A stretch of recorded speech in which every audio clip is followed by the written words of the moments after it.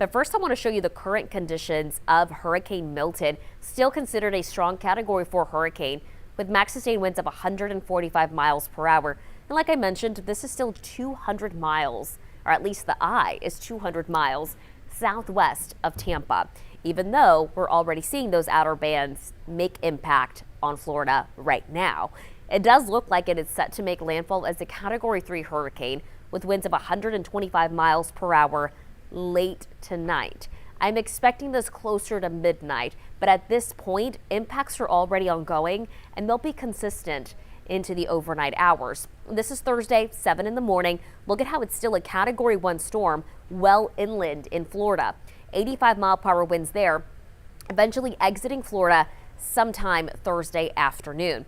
That is why hurricane warnings are still in place for middle part, central Florida, and both coastlines. It's the pink that you see there with tropical storm warnings on either side. This is strictly for the winds, in addition to the storm surge. Storm surge is water that gets pushed inland from the ocean because of how high those winds are. Right now, it looks like the storm surge could get anywhere between 10 to 15 feet between Sarasota and Fort Myers. North of Sarasota towards Tampa, 8 to 12 feet. Fort Myers area, 8 to 12 feet as well. Keep in mind, that's an area that was heavy hit with Ian just 2 years ago. They are still rebuilding, and we are expecting additional rain throughout the day. So watch how this shapes up. You see this. This is close towards landfall, just south of Sarasota there, or near Sarasota, 7 p.m. on Wednesday. That big band of heavy rain sets itself up between Tampa, Orlando, Daytona Beach. You see that drier air starting to filter in on the southern end of it, but this will continue to bring in that heavy rain into the overnight hours, morning hours as well for Thursday. And look at how that rain shapes up, 12 to 16 inches just on the northern side of that path. That's including Tampa, but localized areas up to 18 inches of rain will be possible.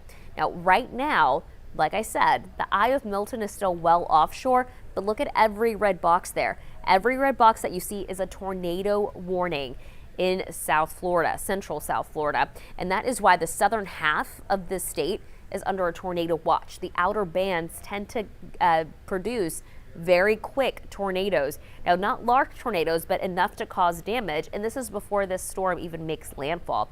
Again, we'll be watching this here for the next 24 hours. Milton records since 1979, fourth lowest pressure in the Atlantic.